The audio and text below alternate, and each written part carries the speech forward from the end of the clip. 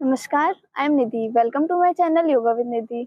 आज हम एक ऐसी समस्या के बारे में बात करेंगे जिससे विश्व में काफ़ी लोग जूझ रहे हैं। वो है बाल झड़ने की समस्या, जिसे हम चिकित्सीय भाषा में एलोपेशिया कहते हैं। एलोपेशिया एक ऐसी समस्या है जिसमें बाल लगातार झड़ते रहते हैं और लगभग व्यक्ति गंजेपन का शिकार हो जाता है। एलोपेशिया एक ऐसी समस्या है जिससे महिला और पुरुष दोनों ही जूझते हैं। महिलाओं का कोई एक एग्जैक्ट पार्ट नहीं होता कि कहाँ से बाल झड़ते हैं। महिलाओं में खोपड़ी से पूरे हर तरफ से बाल झड़ते हैं और पुरुषों में बाल आगे की साइड से और बीच की साइड से झड़ने लगते हैं।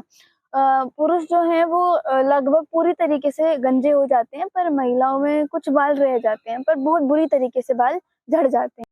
चलिए जानते हैं एलोपेशिया के कारण क्या हो सकते हैं। एलोपेशिया के बहुत से कारण हो सकते हैं, जैसे कि स्ट्रेस, डिप्रेशन, पोल्यूशन, पूरी तरीके से नींद ना लेना और सबसे ज़्यादा दिनचर्या का पालन ना करना, सही से दिनचर्या ना होना, बालों में तरह-तरह के केमिकल्स यूज़ करना, ऐसे शैम्पू यूज़ करना जिसमें केमिकल्स की मात्रा बहुत ज़्यादा है और बालों को हीट देना, जैसे कि आजकल लोग बाल सुखाने के लिए ड्रायर का यूज़ करते हैं, तो वो भी बाल झड़ने का एक मेन कारण हो सकता है या फिर होता ही है।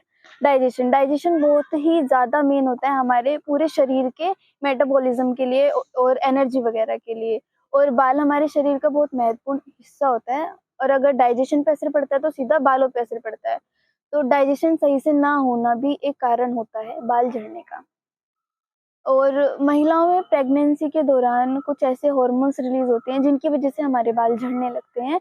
बाल झड़ते हैं पर बाद में वो बाल ठीक से हो जाते हैं, मतलब वापस आ जाते हैं। और भी बहुत सारे कारण हो सकते हैं एलोपेशिया के। चलिए जानते हैं एलोपेशिया के लक्षण क्या होते हैं। बाल झड़ना तो एक नॉर्मल प्रोसेस होता है, मतलब कि जैसे कि हम बाल काट रहे हैं तो दिन में 70 से 100 बाल झड़ना तो नॉर्मल है।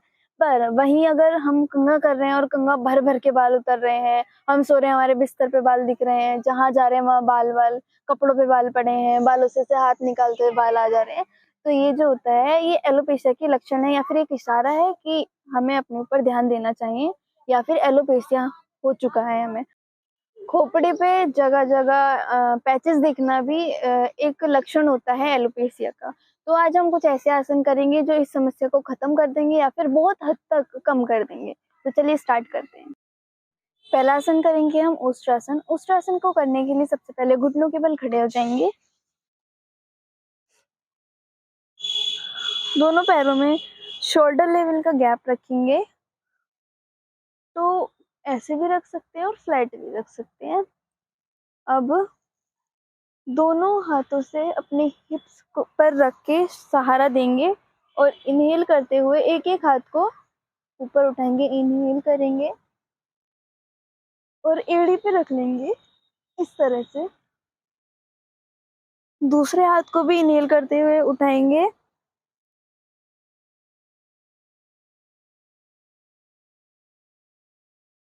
नॉर्मल ब्रीथ के साथ होल्ड करेंगे 15 से 20 सेकंड तक।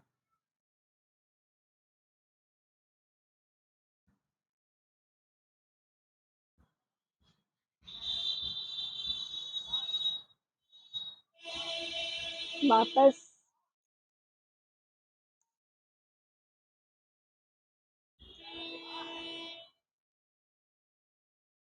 अगला आसन करेंगे शशांक आसन। शशक आसन को उस आसन का काउंटर पोज भी कहते हैं। तो इसको करने के लिए सबसे पहले उठ जाएंगे घुटनों के बल। अब अपने सर को आगे की साइड लेके जाएंगे, हाथों के सहारा लेंगे। अपने सर का ऊपर वाला हिस्सा रखेंगे नीचे, दोनों हाथों से एड़ियों को पकड़ेंगे और वेट थोड़ा सा आगे की साइड डालेंगे।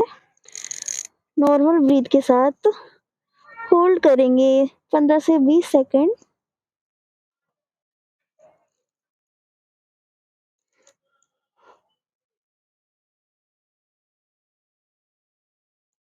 रिलीज। इस आसन को इस तरीके से भी कर सकते हैं। हाथ पीछे भी रख सकते हैं और आगे भी।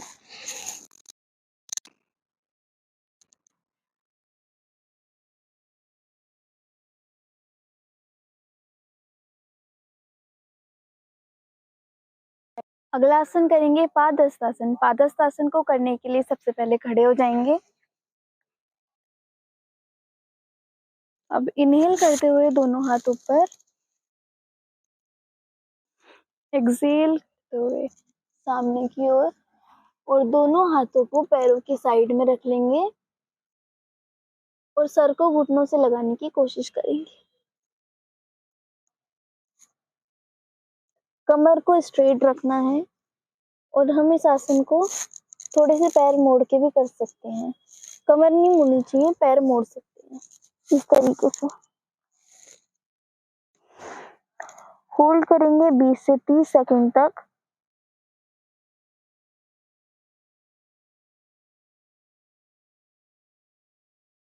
इनहेल करते हुए वापस,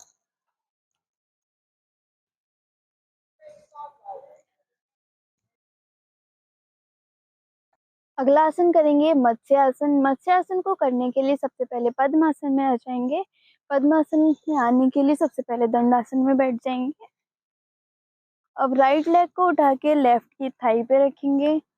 अब लेफ्ट पैर को उठा के राइट की थाई पे रखेंगे। अब दोनों हाथों का सहारा लेते हुए पीठ के बल लेट जाएंगे। अब दोनों हाथों से सहारा लेके अपने सर के चोटी वाले हिस्से पर टिकाएंगे अपने सर को इस तरीके से। दोनों हाथों से अंगूठों को इस तरीके से ग्रिप बना के पकड़ लेंगे। दोनों कोहनियों को जमीन से निकालेंगे। ब्रीथ नॉर्मल रखेंगे और होल्ड करेंगे 15 से 20 सेकंड तक।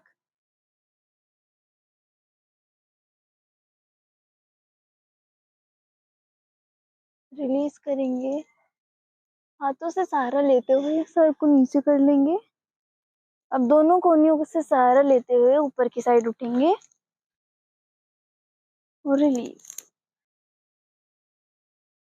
अगला आसन करेंगे पर्वतासन। पर्वतासन को करने के लिए सबसे पहले वज्रासन में आ जाएंगे। वज्रासन से आके कैट एंड काउ पोज में आएंगे और यहीं से टांगों को सीधी करते हुए और एड़ियों को लगा के नीचे धरती से बॉडी को स्ट्रेच करेंगे। बॉडी को जितना हो सके उतना स्ट्रेच करना और कंधों को एकदम सीधा रखना है। नॉर्मल ब्रीथ के साथ होल्ड करेंगे 20 से 30 सेकंड।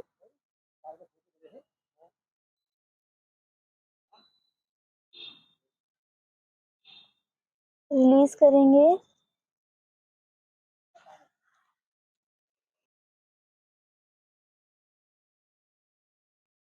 अब हम करेंगे बालायाम के साथ वज्रासन। वज्रासन हमारे डाइजेशन के लिए बहुत अच्छा होता है और हमारे हेयर फॉल के लिए भी बहुत अच्छा होता है, मतलब कि हेयर फॉल को रोकने के लिए भी बहुत अच्छा होता है। और बालायाम हमारे हेयर फॉल को रोकने के लिए बहुत अच्छा होता है।